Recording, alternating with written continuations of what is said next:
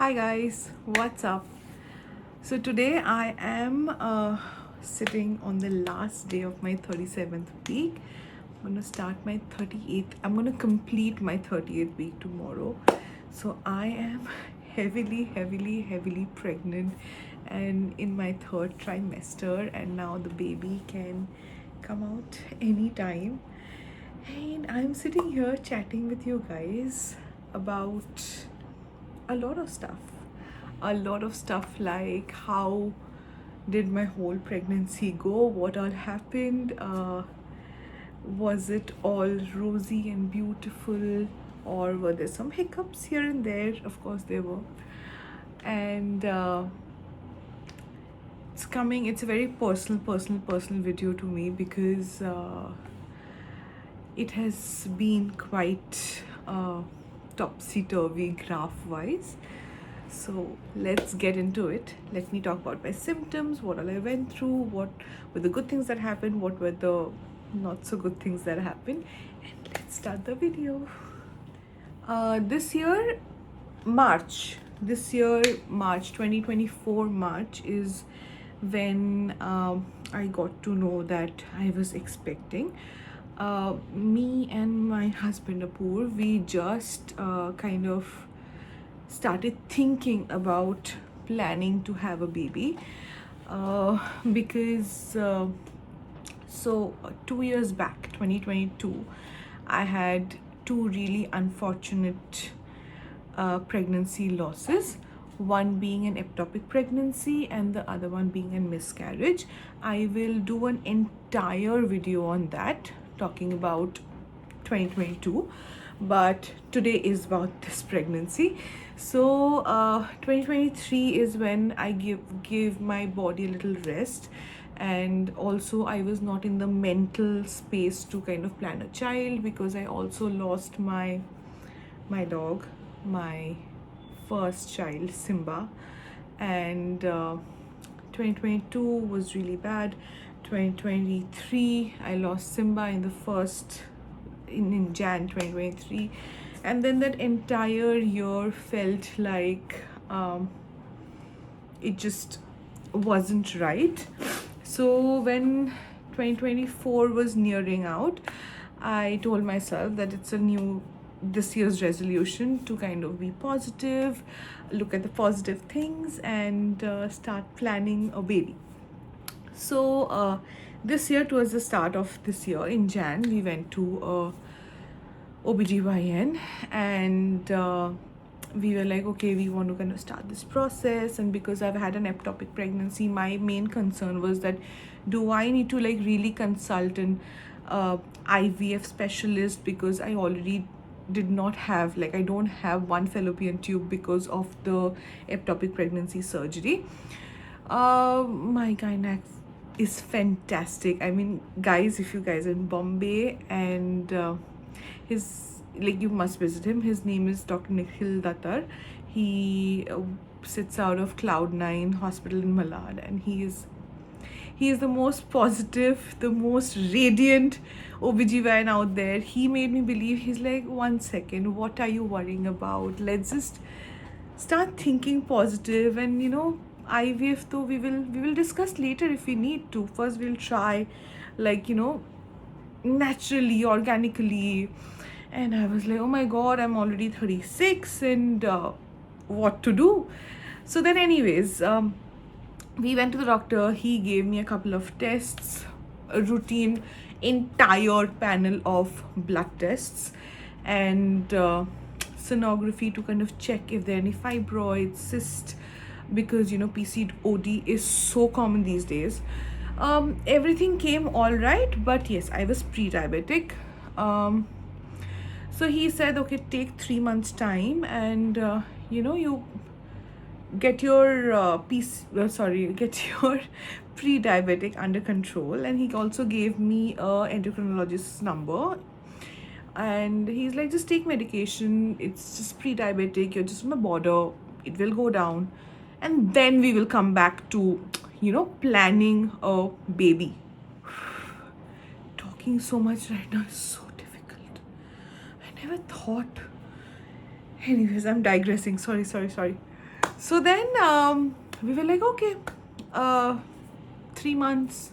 So he's like, 3 months, don't plan a baby, get your diabetes under control, it's very important. I was like, all right. Started working out, and for the first time in my life I was really enjoy working out. And I was working out throughout Jan. Me and Apoor, we made a lot of lifestyle changes. We were eating healthy, we had cut down on the bad habits that we had, not kind of mentioning anything, but yeah. And we were not eating junk food, working out on a regular basis. I was having my medicines properly. All that was happening. Then in Feb, my mom went with an accident in Calcutta, and I had to rush to Calcutta. I came back in March, and voila, March end. March was my birthday, 7th March, and on 20th March is when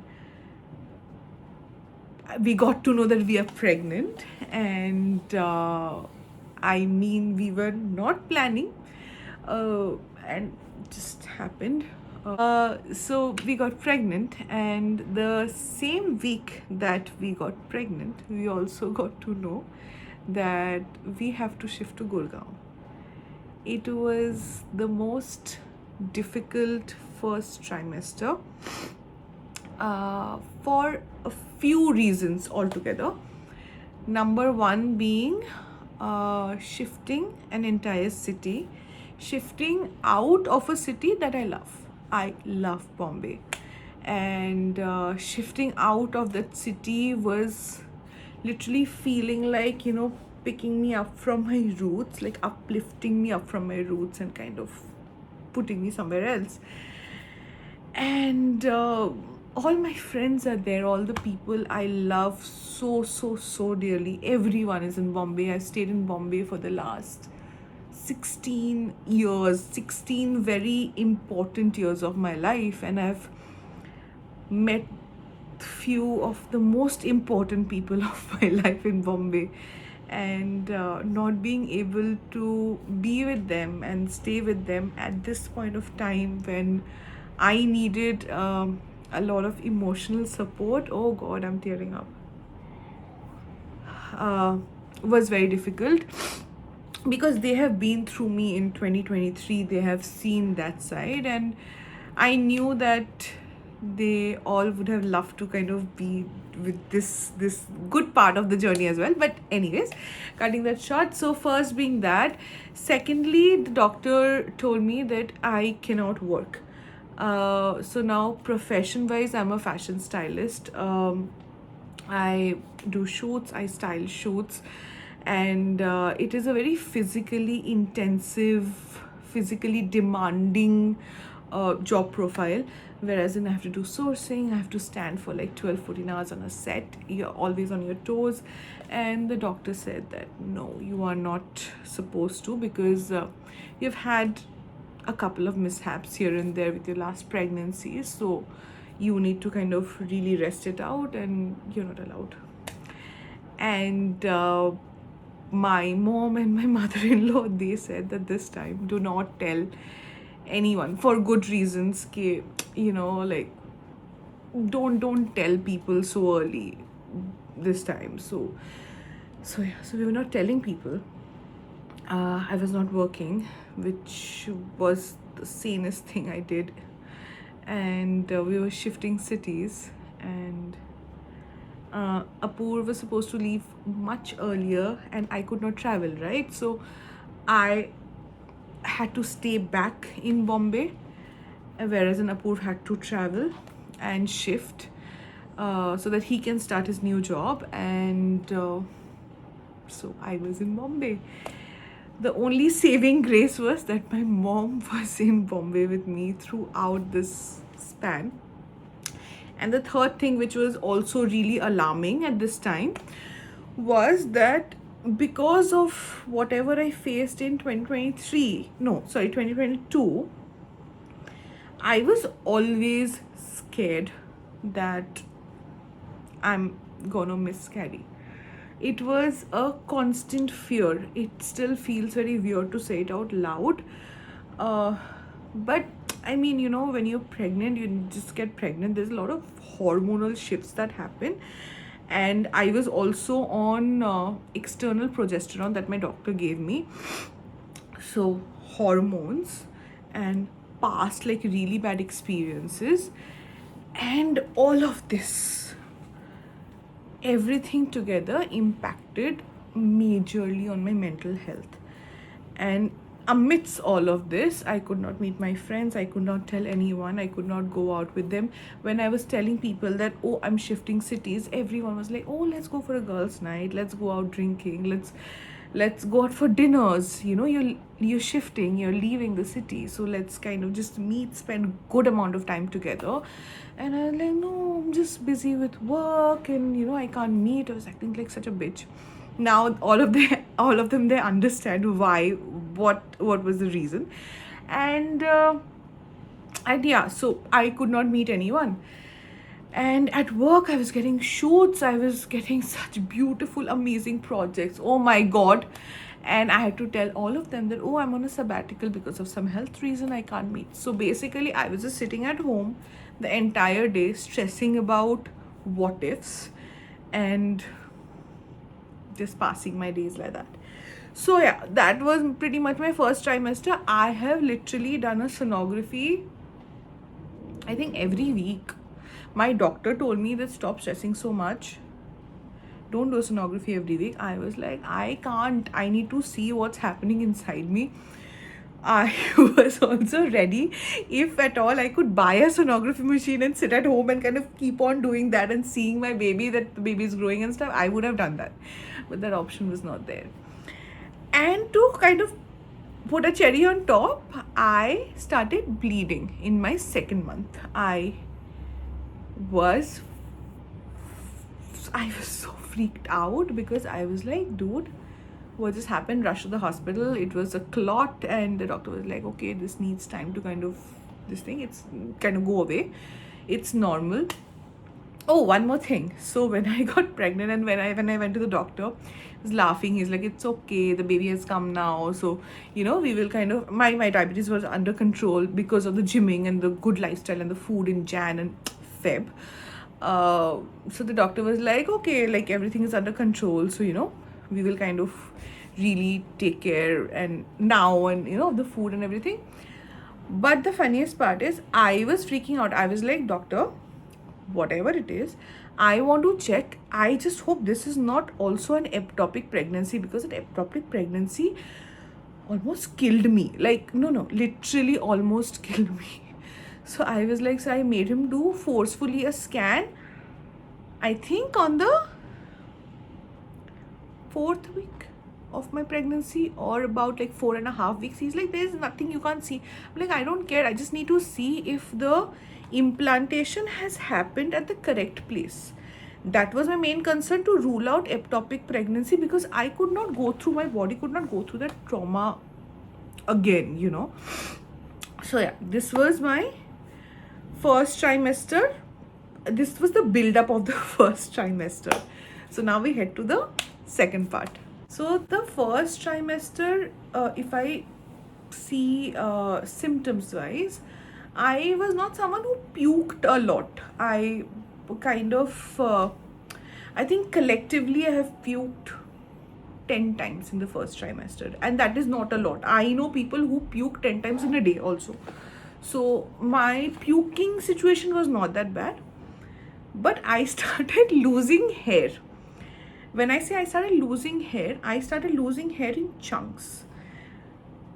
And I was like, 1 second, this does not happen to people. I mean, everyone who has gotten pregnant say that, oh my god, my hair feels so good, and you know, my skin feels so good. Then why am I losing hair? And that also in chunks, like, you know, as if, I don't know, it's like some kind of hair disease has happened. And I'm like, what is happening? I went to the doctor. I was like, listen, I'm losing hair. Doctor is like, oh no, that happens apparently. And the doctor's assistant, she said, this is nothing, you will deliver and you'll lose more hair. So I'm like, oh, by the end of this year, after I give birth, I'll be bald, because anyways I'm losing so much of hair. And then post partum, I'm gonna lose more hair. So what will I have left on my head? Nothing. I had at the start of this year, I had hair till this, like longer, like you can see, like till here. I got so frustrated of losing so much hair every day. Went and I chopped it off. I kind of chopped it off till about this length. I was like, dude, I can't deal with this. I will deal with my hair problems later. It's okay if I lose hair. I kind of spoil my skin. It's fine. It's just like till then the baby is fine, I am all good. So yeah, losing of hair and puking here and there. Oh, I had food aversions. So I could not take the smell of veggies when they were cooking. I could not eat a lot of stuff. I could not eat a lot of outside food, which is good in a way. I was not very happy eating, like, or I didn't even crave any sugary thing. Like, I did not crave any sugary thing. That's a big deal. I love sugary things, but I did not crave anything sugary. And what else? Oh, acid refluxes was very bad. I think in my entire pregnancy, I think I've maybe finished like 4 liters of Gelosil because, oh god, it feels like someone has poured down a bucket of hot lava down my throat. It's that bad. It's still that bad. Like, I have Gelosil at different places of the house. I have one next to my bed. I have one in the car. I have one in the living room, so that I don't even have to get up because I know I would need it. So I don't even have to get up to kind of get it. Lazy. But yeah, so that and mood swings. Oh my god. Mood swings? Not really emotional, overtly emotional. Like, my it felt like my PMSing was on steroids. So that happened. So my first trimester, I was missing Apoor because he shifted cities, and he's the biggest support system that I have, and being away from him, and I don't like being away from him at all. And shifting cities, and the totality 3 months was traumatic. But before leaving, like just before leaving, so like for a week before leaving, I started telling my friends who I wanted to tell in person that we are expecting, me and Apoor were expecting, and all my friends were gonna be like mamas and masis and stuff. And oh my god, they have abused Apoor left, right, and center. I am again teary because, oh god, I miss them so much. Ah, I'm sure you guys would understand because when you are in a city where you don't have family, you make friends who become your family. They become your biggest support system, and my friends are my biggest support system. Staying away from them, very difficult. Anyways, so I started telling them. They were all very happy. I'm glad that I got to tell them in person and not on a phone call. Most of them, few of them I could not meet before leaving, and a few of them I still had to inform them on the phone. But when I started telling my friends, I started opening up about my emotions. I kind of became a better person mood wise. Otherwise, I was like, "Ugh," all the time. So that happened, and then Apoor came back. Apoor went to Germany for a bit, so that was also very difficult because time, and he was in a different country altogether, so it was very difficult. Then Apoor came back to Bombay, and then within the next 4 days, we had the whole fiasco of shifting cities. Oh my god, that was. But I'm glad that we shifted cities when I was in my second trimester, starting of my second trimester, because with the stomach this big, if I had to shift right now, I don't think I would have stayed back in Bombay, because it is not possible to do anything in your third trimester, especially shift cities. Anyways, oh, I didn't tell you where we were shifting. We were shifting to Gurgaon. So I mean, very far away from Bombay. So anyways, we found a very beautiful house, and we shifted the cities. We had to get my pet Mia, my dog, my daughter, and so we kind of travel via train, because A, it was better for my pregnancy, B, I don't want to put her in a crate and put her on a flight. Bichari, she will get like really scared. So she was in the coupe with us, and we booked like a first class coupe, and it was nice. So it was me, mom, Apoorv, and Mia. And the train journey was nice. It was like a very small 18 hours ish train journey. We came to Gurgaon and we shifted to Gurgaon in peak summers. That is June. Yeah, we shifted in June. And in pregnancy, your body's basal temperature is anyways very high, like higher than the most of the people. So I though was melting, but that somehow got managed. Now coming to second trimester. So second trimester, everyone thinks that, oh my god, we will go for a baby moon. Baby moon was out of question because we already shifted cities. That was anyways very hectic for my body. So there was no possible way that we could have done a baby moon, but at least, you know, we thought that it is going to be nice. Like, you know, everyone says that, oh my god, second trimester is the best time you can enjoy during my pregnancy. But it so happened I started so initially when we shifted, there was a lot of unpacking to do. There was a lot of decor, as like house setup to do. I can't live in a house which looks like a mess, so I had to kind of do it up. So that was happening. Physically I couldn't do much, but weekend to weekend when Apoorv was at home, we would kind of set up the house together and stuff like that.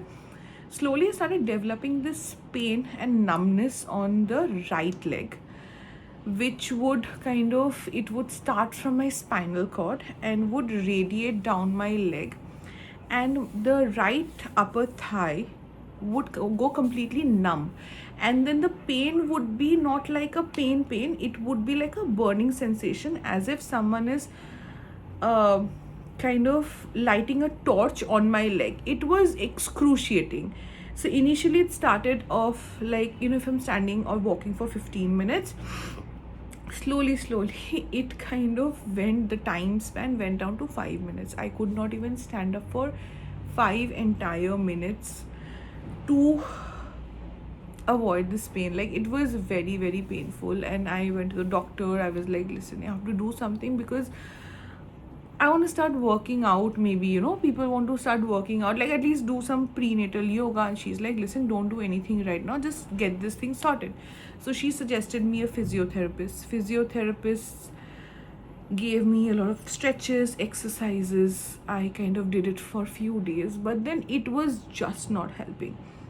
So then she was like, okay, we have to do ultrasonography, as like sonic rays, basically massaging with sonic rays, because that is safe, and also put like tenses.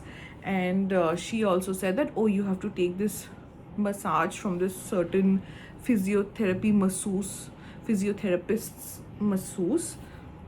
That would really help. And also do a lot of stretches and stuff like that. So then I started kind of doing it. I started getting physiotherapy every day. I started getting massages every alternate day. I started kind of doing the stretches not as much, because my body was like so sore. My leg was so sore around that time that I couldn't do the exercises as well. And also when your stomach starts increasing, you're still kind of trying to balance your body. So I would not do all these stretches and exercises without Apoorv being around, because I used to feel that I'm going to topple and fall. So anyways, this I continued. It took a lot of time. It took around a month and a half to start subsiding altogether. And finally, when I hit my third trimester, is when this pain kind of subsided. I'm on the last leg of my pregnancy. It is still there, but it is like, I think, a meager 3% of what it used to be. So I am okay by it. Then, so by this time, by the second trimester, I also got very used to Gurgaon, started kind of settling down. Then came the third trimester. So third trimester, initially I think my 7th month was nice, because I mean my stomach wasn't as big and my pain of the leg was better. So that is when we used to go for walks and stuff like that. My hair fall reduced in my third trimester. My food aversions became much lesser. Craving, I didn't get any. Throughout my entire pregnancy, I have not craved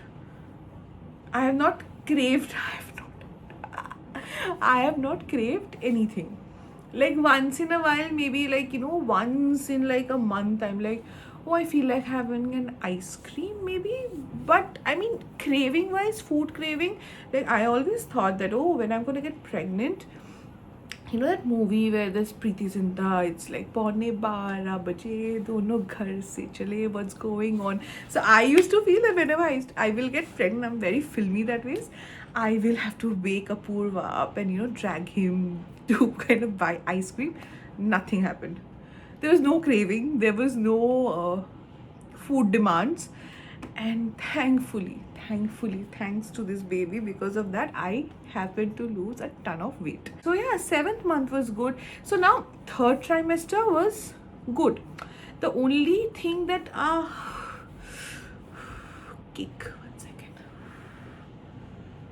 only thing in the third trimester that happened was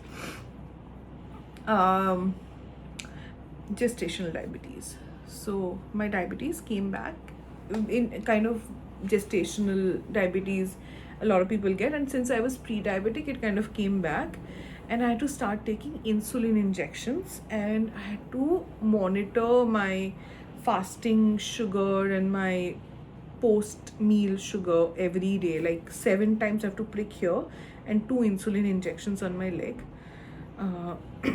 My legs are bruised because I don't know, I have to take that injection. And someone who's scared of needles like me, having to take insulin injections is very painful. I mean, I cry every night still. It's just not, it's mentally also, very weird to kind of prick yourself so many times. I'm pricking myself 9 times in a day, which is difficult, but it's okay. I mean, what has to be done for a healthy baby. So otherwise, that is one thing, my gestational diabetes, because you have to kind of eat really measured, a lot of things measured ways. Anyways, you don't feel like eating, and then also you can't eat a lot of stuff, which is also fine. The only thing that towards the end, like now, since last say 20 days, I can't sleep at night. It's not that I don't get sleep, I'm very sleepy, but my stomach has become so big that there are a lot of aches and pains, and because of which, like, I can't sleep at night. Like, when I'm kind of tossing from one side to the other, the baby also kind of moves from one side to the other. So it's very painful, and my back hurts. I've always been a sleeper. Like, I always have slept on my stomach. So now I have to sleep on my side, because obviously you can't sleep on your stomach. So I wake up, like, whichever side I'm sleeping, I wake up sore on that side, and I feel like certain numbness when I wake up, because my stomach has become really big. So it's just the diabetes and the stomach. Oh, and yes, the acid refluxes had disappeared during the second trimester. Now they're again back with a vengeance in third trimester. I'm also fine by it. See, till the time these, whatever I'm feeling and going through, are very normal, I'm fine by it. But the moment, like, that leg pain thing was something very unheard of, right? So that was scary. Lately, my LFT, my liver functions have come a little iffy. So I have to do like a bile blood test every week. So that is what I'm doing. And also, there's something else. Oh, yes. So because of this gestational diabetes, your diabetes can't increase, right? Like, that is the main goal. Also, it can't decrease, because that means your placenta is failing. But now it has started decreasing and it's crashing. So my insulin units are being reduced, but it is not a very normal thing to kind of have. So maybe, I don't know, I have a doctor's appointment in a couple of days. So maybe doctor decides to kind of induce the labor. Till now she was saying, oh, it's all fine, you have to just count the baby movements. But I don't know, maybe this time when we go for the appointment, she tells me to kind of I don't know, I'm just thinking in my own head that she might just say that, oh, because maybe the placenta is not functioning properly, then we need to kind of take out the baby. I don't know, no idea. But even if the baby comes now, I'm full term, so I'm not worried. But yeah, so that is what my entire pregnancy journey has been like. It has been a lot of like ups and downs, and good days and bad days, and very, very high on emotions. I'm a very emotional person anyways, and then with this whole hormones and all that stuff, so it has just been nice and also little, I'm so tongue tied right now because I'm very distracted, because I'm getting kicks in my stomach. And so show you my stomach. Ooh. My sweet, sweet little baby. I can't believe we also got a cot. It's right here. We have to still set it up. We have not set it up yet because everything will get dirty. There's some construction work going on right behind my house. So I just thought that it will get dirty. So I just want someone to set it up in, like, right before we kind of come back from the hospital. Anyways, thank you for listening to my I love to talk, and now I found a medium where I can just talk to you guys and get to know you guys more, get to know about your pregnancy journeys. I love to know a lot of people's journey in terms of pregnancy, life in general. I mean, we all need people. I love meeting new people. I love making new friends.